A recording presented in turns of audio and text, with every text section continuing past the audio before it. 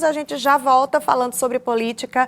Lívia Pessoa, boa noite para você. Boa noite, Aline, a você e a quem está em casa. Assunto que está como destaque no cidadeverde.com e a gente vai trazer agora, explicar que a Justiça negou o pedido de revogação e manteve a prisão preventiva da vereadora Tatiana Medeiros. Uma decisão do juiz Luiz Henrique Moreira Rego, do primeiro juízo das garantias do Núcleo 1, a parlamentar investigada pela Polícia Federal por suspeita de compra de votos e uso de dinheiro ilícito na campanha eleitoral de 2024. Ela segue presa no quartel do Comando-Geral da Polícia Militar. E esses pedidos, eles foram analisados no dia da audiência de custódia, no dia 4 de abril, oralmente, nos quais o Ministério Público Eleitoral havia solicitado vistas. E nessa decisão, o magistrado rejeitou a solicitação da defesa da vereadora pela adoção de medidas cautelares diversas ao invés da prisão. O juiz também rechaçou a tese de que a concessão da liberdade a Tatiana Medeiros não representaria risco ao atual estágio das investigações.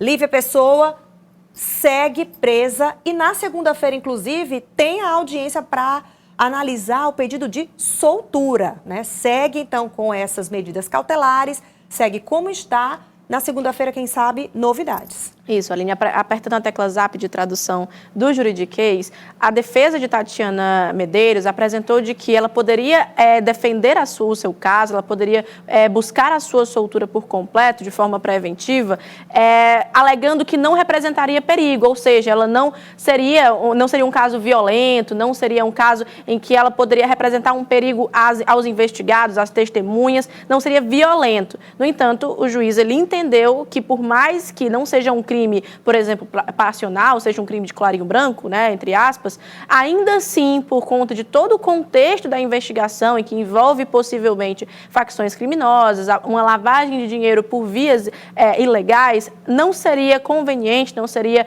plausível haver a soltura da vereadora Tatiana Medeiros para poder fazer essa defesa. A revogação da prisão preventiva. Isso, foi esse pedido. Exatamente. Então, a decisão era justamente essa. Por mais que a alegação da defesa seja que não seria nenhuma condição violenta, ainda assim o juiz entendeu que era melhor ela apresentar a defesa ainda na prisão preventiva, que é onde ela está cumprindo a pena no QCG. Está cumprindo a prisão. Vamos mostrar os documentos, né? O documento que é a decisão, que mostra a decisão do juiz. Esse documento que foi ontem, né, que saiu essa decisão, e que mostra exatamente os trechos do pedido de revogação. Olha só, olha nesse trecho, as circunstâncias concretas, apenas a manutenção da restrição à liberdade da paciente será eficaz, decretada, que fora a partir dos parâmetros de razoabilidade. A gente vai apertar a tecla SAP de novo, tá? Não sendo pertinente o acolhimento da tese voltada à aplicação das medidas cautelares alternativas à prisão próprias das alterações introduzidas pela lei do número que está ali, 12.403 de 2011, visto que tais medidas menos gravosas seriam insuficientes para assegurar a efetividade da garantia da ordem pública e, por conseguinte, da aplicação da lei penal. Exatamente isso que a Lívia estava explicando, então, que o juiz achou melhor deixá-la cumprindo a prisão lá no QCG, onde ela está, porque ele não entende que não haveria riscos, como alega a defesa. A simples ausência de violência ou grave ameaça nos crimes apurados não diflui o grau da reprovabilidade das condutas atribuídas à requerente, tampouco o risco à ordem pública e à instituição processual em caso de liberdade da requerente. Ou seja, o juiz aqui, ele está reforçando a tese de que, sim, tem algum tipo de risco ao processo, ainda que não haja grave ameaça se ela realmente fosse solta. A decisão, o embasamento a partir dessa decisão do juiz. E lembrando, Lívia, que também são ações paralelas que estão acontecendo, porque também tem a ação no TRE, que foi uma consulta, na verdade, feita pela Câmara Municipal de Teresina, para saber como é que fica essa vacância nesse período e se a substituição pelo suplente seria possível. A Câmara Municipal enviou para a corregedoria para o TRE decidir uma consulta, como seria. E aí, o corregedor do TRE, Ricardo Gentil Eulálio, falou que não é aqui o TRE que tem que decidir isso, não. É a própria Câmara que tem que resolver esse impasse envolvendo a vereadora Tatiana Medeiros. A Câmara deve resolver o problema, né, internamente. Eu acho que temporariamente a questão está posta desse jeito, está sendo colocada, ela está afastada, né, por decisão judicial e cabe à Câmara aí analisar, né, dentro da sua atuação lá, né, como resolver o problema. No momento, a gente está preocupado mais só com a questão mesmo atinente à justiça eleitoral.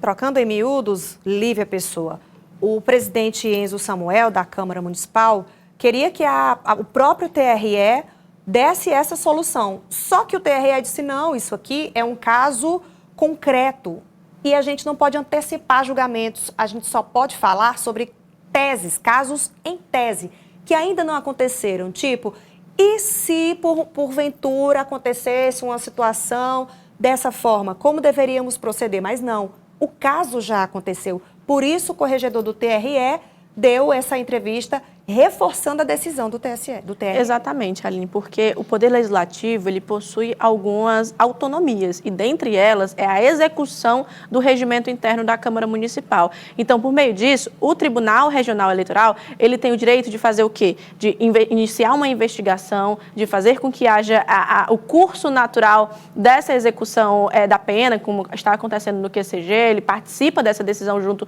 com o Judiciário, mas a Câmara que é responsável para saber se ela vai ser afastada, se o suplente assume, se o suplente não assume. É uma decisão interna da Câmara Municipal de Teresina. Então, por isso que o presidente Enzo Samuel é constantemente procurado. Ele representa esse poder do Legislativo Municipal e tem que trazer alguma resposta em torno desse assunto. Até porque, Aline, se a gente for tirar o zoom da história da vereadora Tatiana Medeiros, existe um cunho social muito forte nesse tipo de caso, porque a sociedade já não acredita que existe punibilidade, que existe o cumprimento da lei e a execução dessa lei de uma forma justa. Por isso que o número de justiçamento cresce, por isso que a justiça social muitas vezes é colocada de stand-by. Então, existe uma necessidade de comprovar essa credibilidade da justiça.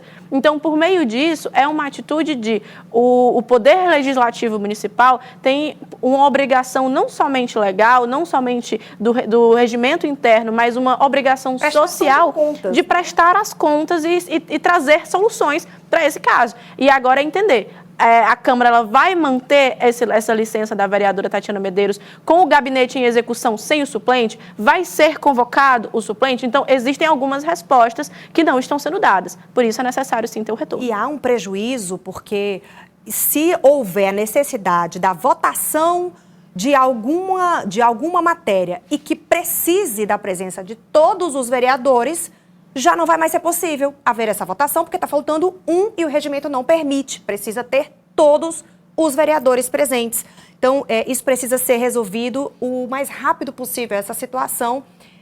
Na segunda-feira, eu imagino que deve correr em paralelo o julgamento, a análise do TRE sobre a soltura da Tatiana Medeiros e também esse pedido que deve ir novamente à análise em tese, um pedido novamente feito pelo Enzo Samuel. Vamos ver o que vai acontecer na semana que vem. Teremos muitas pautas. Exato. Vamos tratar de outro assunto, Lívia Pessoa, porque o ministro do Desenvolvimento Social e Combate à Fome, Wellington Dias, visitou hoje um projeto social que colocou comida na mesa de 8.000 pessoas só no mês de março, na zona norte de Teresina. É a ação Comida na Mesa, que começou na própria comunidade Dandara dos Cocais.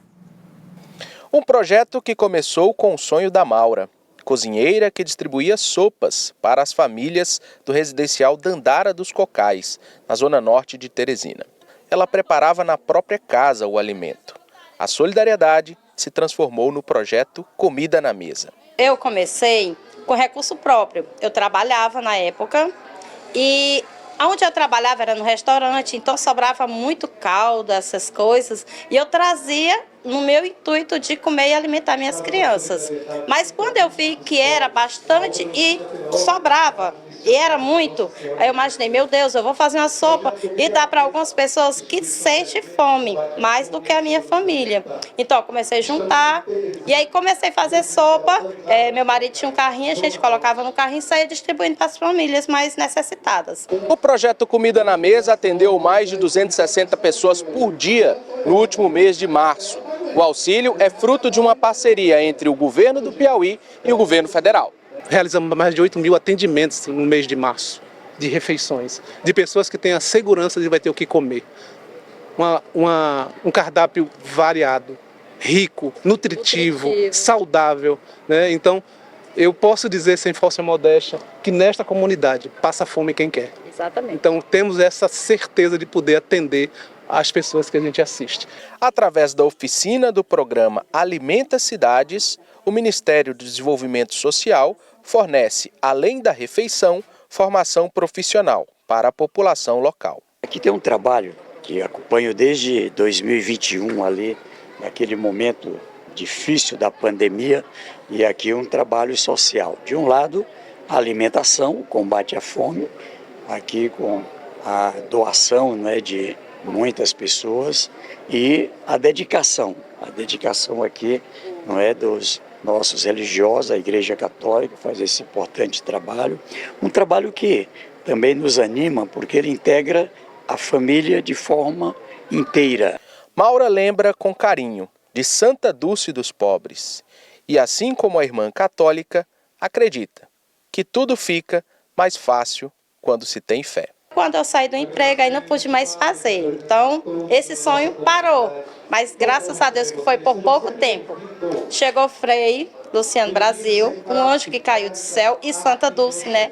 Com o grande poder dela, já veio acolhendo todo mundo. Então, de lá para cá, é só maravilhas.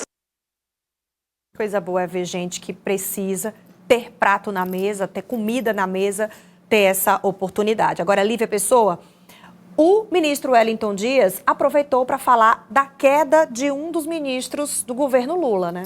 Isso, Aline, foi uma repercussão que inclusive a gente trouxe antecipado e saiu logo em seguida o pedido de demissão de Juscelino Filho, que estava no Ministério das Comunicações e devido às investigações que ele passava enquanto deputado federal, antes de assumir o posto de ministro, ele decidiu apresentar sua defesa e dar continuidade a essa investigação longe da esplanada. Então, o ministro Wellington Dias comentou o assunto e a situação do Planalto depois disso.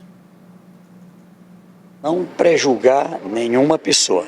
A democracia e a legislação brasileira, ela abre esses espaços para a ampla defesa.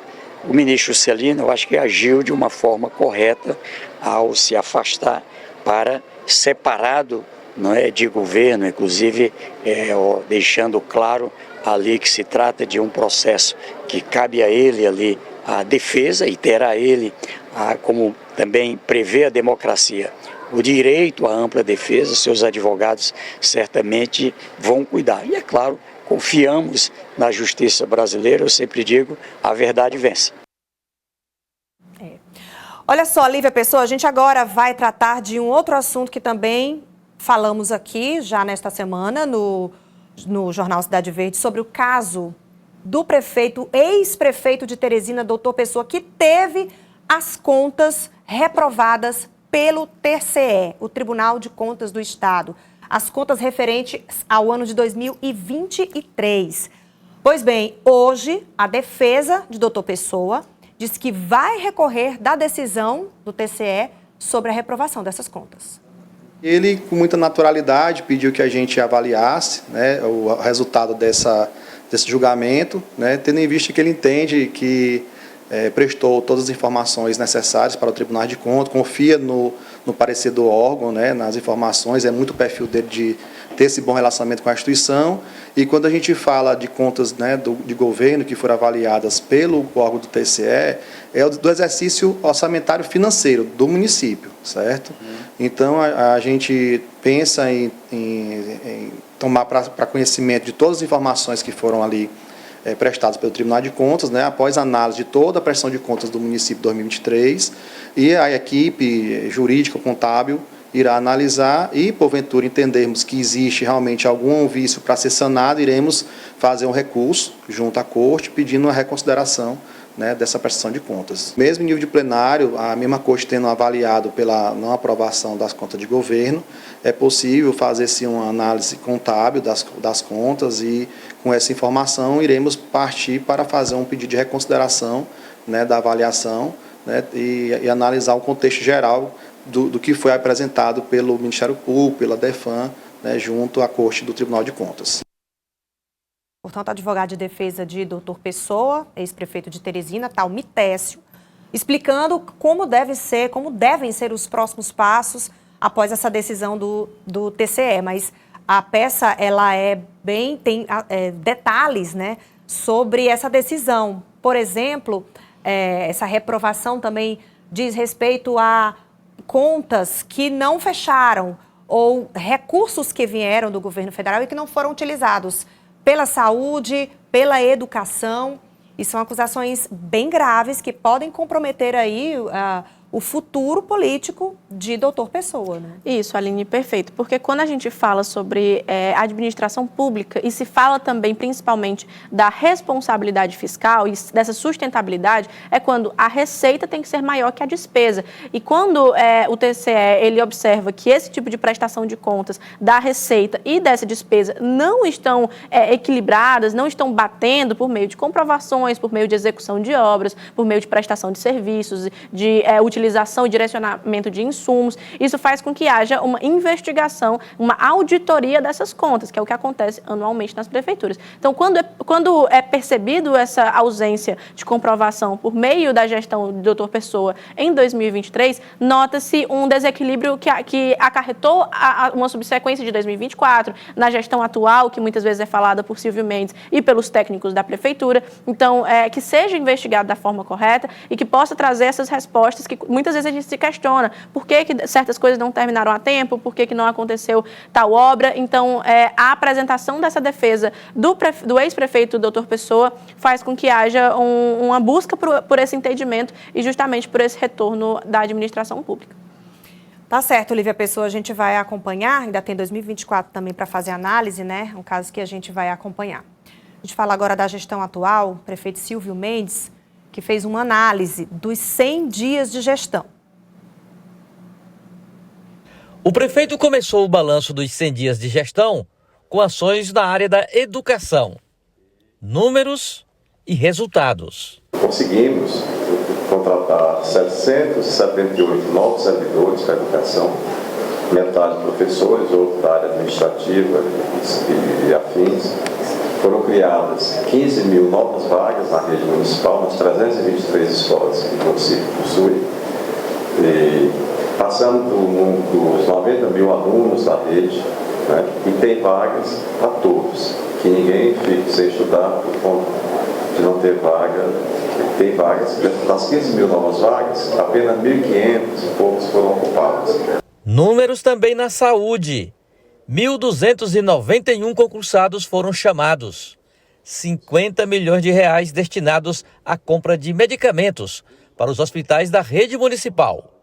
Mas um desafio ainda não foi superado: o custeio no setor, o subfinanciamento na saúde. Nós fizemos 1.291 novas admissões por concurso público de todas as profissões, médico, dentista, enfermeiro e o que mais a rede precisava. Os medicamentos chegaram nos hospitais, numa situação de emergência, mas está em curso uma licitação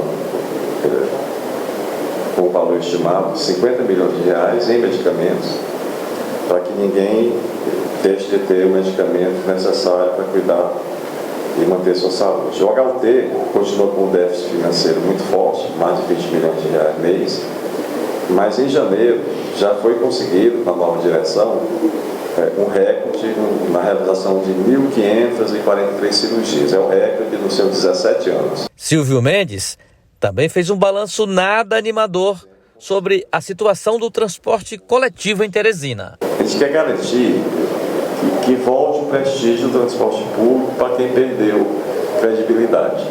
Então, muita gente deixou de andar em transporte público porque não tem horário, não tem organização, a quantidade é menor. Então, uma decisão bem rápida que a gente tomou foi o seguinte, que o o subsídio que a prefeitura coloca no sistema é de 6.700.000 reais, que vai receber a empresa que colocar onde, obrigatoriamente. Quem não colocar não recebe. É assunto encerrado. Aí você já tomou providência no sentido de garantir o horário da partida da viagem de origem, para que a pessoa cada um se programe. É de meia hora, mas é de meia hora, para você saber que hora que você chega, que hora que você vai, para poder planejar seu tempo e usar de forma melhor. No balanço dos primeiros 100 dias da gestão, o prefeito Silvio Mendes lembrou o principal desafio da Prefeitura de Teresina: restabelecer o equilíbrio financeiro. O prefeito pretende atingir a meta até o final do ano. Para isso, 2 pontos serão fundamentais até lá: controle de despesas e planejamento de investimentos. Muitos assuntos, né? São uma pauta extensa. Hoje o prefeito também teve, inclusive, aqui numa entrevista que você participou no Jornal do Piauí. É uma pauta extensa, assim como todas as obrigações da Prefeitura de Teresina, mas ele viu muitos avanços. É uma prestação de contas, né, Aline, que a gestão como um todo faz para a população, para os teresinenses, para a própria imprensa, trazer esses feedbacks do que já foi feito e, principalmente, do que tem pretensão de ser realizado até o final desses 4 anos. É um spoiler, digamos assim, do que deve ser executado a longo prazo. 100 dias é uma amostra do que o planejamento interno e externo da Prefeitura de Teresina planeja para a cidade. Tá certo, Lívia Pessoa. Vamos só para a gente encerrar aqui a nossa participação, né, sobre política. Vamos falar um pouco sobre o cenário nacional a partir de uma declaração do deputado Júlio César, repercutindo uma declaração de Hugo Napoleão e o possível apoio a Tarcísio de Freitas. O PSD é um partido que tem apenas 13 anos e hoje é o maior partido do Brasil. Nós elegemos 891 prefeitos na última eleição e pela credibilidade que o presidente Kassab tem e transmite essa credibilidade e segurança àqueles que querem vir, hoje nós já temos 1.130 prefeitos. Mesma coisa aqui no Piauí, é o maior que elegeu o maior número de prefeitos e nós fazemos do partido aquilo que o povo brasileiro quer. A melhor opção que eles têm para exercer seu direito e escolher dentro de todos os partidos, escolher o melhor. E tenho certeza, pelo resultado da eleição, o melhor para o povo brasileiro é o PSD. E só para a gente explicar aqui, contextualizar, o PSD hoje aqui no Piauí faz parte da base aliada de Rafael Fonteles, que é do PT, mas em nível nacional também tem cargos no governo federal. Quando a gente fala Centrão, Aline, muita gente não consegue compreender o que significa. É exatamente isso, que em nível estadual o PSD faz parte da base do governo, que tem um direcionamento mais à esquerda, que apoia o governo Lula. Em nível nacional participa de ministérios e também do primeiro escalão do presidente Lula, mas tem direcionamentos que são de direita, busca pautas no Congresso que são de direitas. Inclusive o próprio deputado Júlio César, ele é a favor da anistia. Então, assim, é um posicionamento político que não se estende à ideologia, se estende a discussões que podem ir para um lado mais ideológico, mas também são altamente estratégicos, dependendo da esfera que ela está inserida. Então, quando o Hugo Napoleão, ex-governador do estado do Piauí, falou sobre esse apoio em nível federal para Tarcísio de Freitas, que é um candidato da centro-direita, da extrema-direita, faz com que houvesse esse questionamento para o presidente estadual do PSD. Um parecer controverso. Um parecer controverso, mas que se estende a justamente o que a gente falou. O Centrão, ele busca estratégias fisiológicas para sobreviver. Tá certo. Lívia Pessoa, muito obrigada por ter participado aqui comigo durante toda essa semana. Bom fim de semana. Para nós. Até segunda. Até segunda.